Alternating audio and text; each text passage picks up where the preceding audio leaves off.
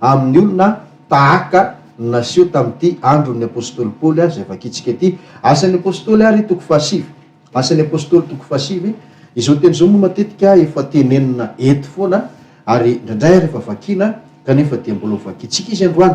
Asan'ny apôstôly toko fahasivy andininy voalohany ka hatramin'ny andininy fahaenina, amin'ny anaran'i Jesosy Tompo. Ary Saoly mbola nifofofo fandrahonana sy famonoana tamin'ny mpianatry ny Tompo ihany, de nakao amin'ny mpisorona be izy ka nangataka taratasy taminy ho any amin'ny sinagoga any Damaskosy mba hoentiny mifatotra ho any Jerosalema zay rehetra hitany momba izany fampianarana zany na lahy na vavy. Ary raha nandeha izy dia tonga teo akaikin'ny Damaskosy ary nisy mazava avy tany an-danitra na nelatrelatra tampoka manodidina azy.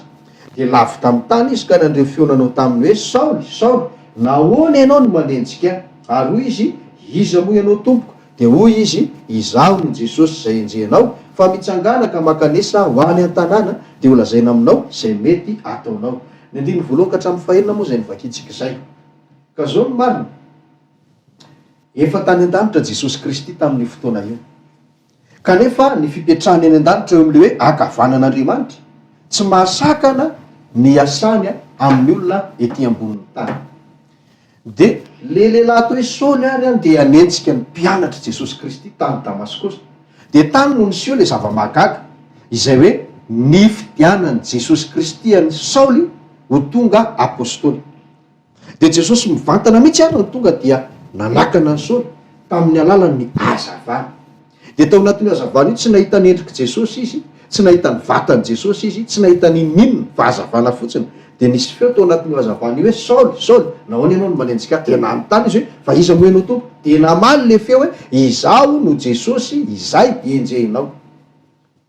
De rehefa toy izantsika ny tantara de nanomboka teo ary Saoly no niova lasa nino an Jesosy, zany hoe lasa namany kristianina indray izy, na de mpanenjika ny kristianina ary teo aloha.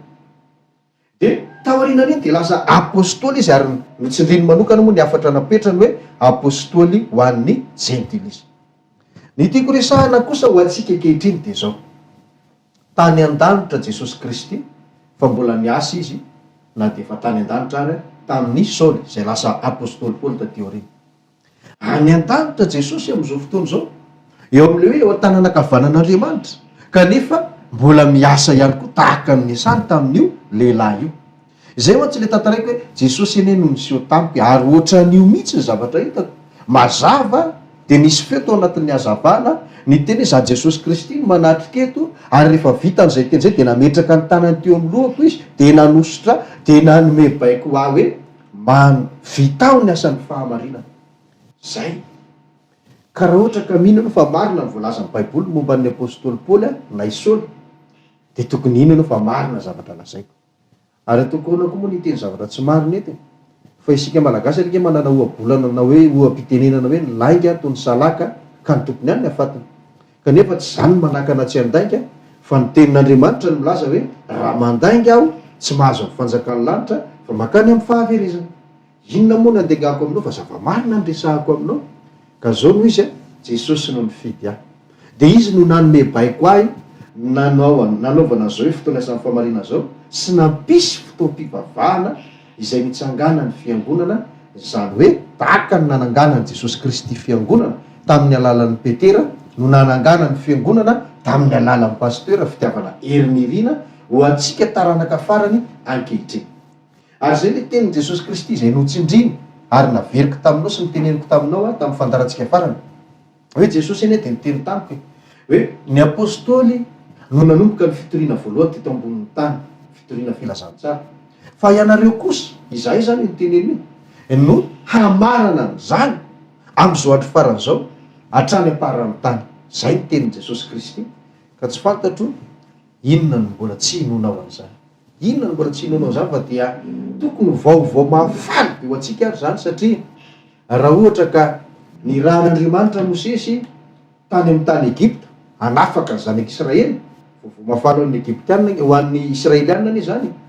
Raha ohatra koa ka nisy Noa tamin'ny andro safodrano nanambara ny havian'ny fahadeseran'Andriamanitra sy nanamboatra sampy fiara ka hitonany olona hiala ao mba hiditra ao anatin'ny sampy fiara raha tsy te ho tratra ny safodrano, vaovao mahafaly zany saingy tsy nino ny olona.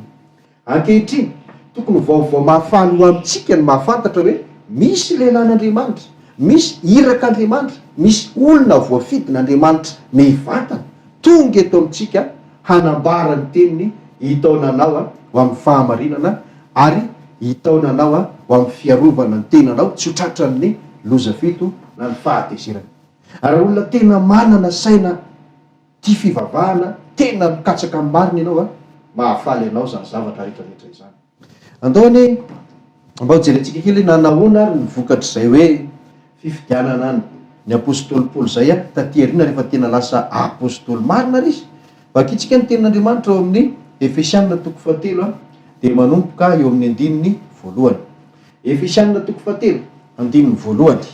Amin'ny anaran'i Jesosy vakitsika hatrany amin'ny 1 zay hijanonantsika za fa vakitsika aloha le teny zao ary ny tenin'Andriamanitra 1:1 Efesianina 3 manao hoe: ary noho izany izaho Paoly mpifatotra ny Kristy Jesosy noho ny aminareo jentilisa, raha ambarenareo ny fitondrana ny fahasoavan'Andriamanitra zay nomenay ho anareo, fa fanambarana no nampahafantaranay ny zava-miafina araka ny voasoratro tamin'ny teny fohifohy teo. Ary arak'izany raha mamaky ianareo dia ho hainareo fahafantarako ny zava-miafina ny amin'ny Kristy, izay tsy mbola nampahafantarina ny zanak'olombelona tamin'ny taranaka lasa tahaka ny fanambarana ny fanahy ankehitriny amin'ny apôstôly masina sy ny mpaminany. Zany tsika amin'ny 1:5 aloha zany le tenin'Andriamanitra. Azavaiko kely hoe efa lasa apôstôly amin'izay ary zany Paoly satria Jesosy ny fidy azy. Dia izy moa matetika manindry tanteraka mihitsy apôstôly ho an'ny jentilisa. Fa le tena tiako tsindrina zany dia hoe fanambarana ozy no nampahafantarana ny zava-miafina araka ny voasoratra tamin'ny teny fohifohy teo. Zany hoe dika zay dia zao nahafantatra zava-miafina ary nanjary nanana zava-miafina ny apôstôly Paoly. Nivavaka izy taloha, mpianatra izy taloha, manam-pahaizana izy ary mpandalina ny lalàna izy tamin'izany fotoana zany, kanefa tsy nahalala ninninona momba an'izany atao hoe zava-miafina zany. Fa rehefa tonga apôstôly nofidian'i Jesosy izy dia nanjary nahafantatra izy, dia mitsindriny mafy tanteraka mihitsy araka ilay voalazan'ilay tenin'Andriamanitra hoe nahafantarana an'io zava-miafina io, tsy nianarana tatsy, tsy nianarana tary, tsy nianarana taiza fa zao fanambarana hoy izy no nampahafantaranay zava-miafina. Zany hoe io le teny vakiko teto ndray andro atao amin'ny Galatiana 1:12 hoe za tsy nampianarin'ny olombelona ozy izy Paoly ary tsisy olona nampianatra any, fa zao za ozy izy dia nandray ny fampianarana na ny filazantsara tamin'ny fanambarany Jesosy Kristy. Zany hoe Jesosy no nampianatra azy, dikan'ilay teny zany dia zao hoe nampianarin'i Jesosy, ity Efesianina vakitsika ity dia hoe nampianarin'i Jesosy zava-miafina ozy izy ary tamin'ny alalan'ny fanambarana no nampianaran'i Jesosy ahy ny zava-miafina. Inona moa zava-miafina io ary tena tiako tsindrina ho anareo hoe ary arak'izany ozy izy raha mamaky ianareo amin'ny 1:4 ho hainareo fantarina ny fahafantarako ny zava-miafina ny amin'ny Kristy, izay tsy mbola nampahafantarina ny zanak'olombelona tamin'ny taranaka lasa tahaka ny fanambaran'ny fanahy ankehitriny amin'ny apôstôly masina sy ny mpaminany. Zany hoe ny zava-mahagaga dia zao, le zavatra nampianarin'i Jesosy an'io Paoly apôstôly io tsy mbola nisy nahalala mihitsy zava-miafina. Zava-miafina io le hoe misy olona fidian'Andriamanitra ahafantatra zava-miafina, fa misy olona fidian'Andriamanitra tsy fidian'Andriamanitra dia tsy avela ahalala ninninona mihitsy reo. Ka zao rehefa misy olona voafidin'ny tompo ary tahaka ny apôstôly Paoly dia ampahafantarana zava-miafina. Zay ane ty fandarantsika ty, zava-miafina sy osotra. Zay ty fandarantsika ty. Zava-miafina no ampianariko anao satria zava-miafina no nampianaran'i Jesosy anahy momba ny tantara fivavahana, ny fiangonana sy ny zavatra rehetra mifandraika amin'izany eto amin'ity tany ity amin'izao androntsika izao. Ka tokony hahafaly antsika ny mahafantatra sy manana an'izany zavatra zany, hanomboka halala ny zavatra zay nafenona amin'ny olona rehetra ianao, izay tsy nambara tamin'ny olona rehetra, izay miafina amin'izao tontolo izao, nefa dia zao nampahafantarin'Andriamanitra ny tenako ary ho ampahafantarina anao ihany koa tahaka ny nampahafantaran'ireo apôstôly sy ireo mpaminany. Zany hoe ny olo voafidin'ny tompo ihany ake navelany hahalala ny zava-miafina, dia ireny no mitory ireny manambara zay mino azy mino an'Andriamanitra, zay tsy mino azy tsy mino an'Andriamanitra, zay mandray azy mandray an'Andriamanitra, zay tsy mandray azy tsy mandray an'Andriamanitra. De tahaka izany koa zay manda azy tsy le olona iraka Andriamanitra ny laviny fa lay Andriamanitra naniraka. De izay ho a le hitondravany fahatezeran'Andriamanitra amin'ny andro farany. Tady dio zay teny zay raha malala. Eny ary manaraka vakitsika indray andinin'ny fahavalo sy ny andinin'ny fahasivy amin'ny Efesianina toko fahatelo teo ihany. Efesianina toko fahatelo andinin'ny fahavalo sy fahasivy. Eno tsara ny fanambarany teny hoe eny izaho zay kely noho ny kely indrindra amin'ny olona masina rehetra no nomena izao fahasoavana izao, de nitory amin'ny jentilisa miareny Kristy tsy hita lany, ary ny ampahazava ny olona rehetra mba hahalalany izay fitondrana ny zava-miafina, de ilay voafina hatramin'ny nanaovana zao tontolo zao tao amin'Andriamanitra izay nanao ny zavatra rehetra. Ry hava-malala sy sakaiza ty Paoly moa efa lasy, efa maty, efa miandry ny fananganana azy fotsiny, efa ela kosa ny tantara zany.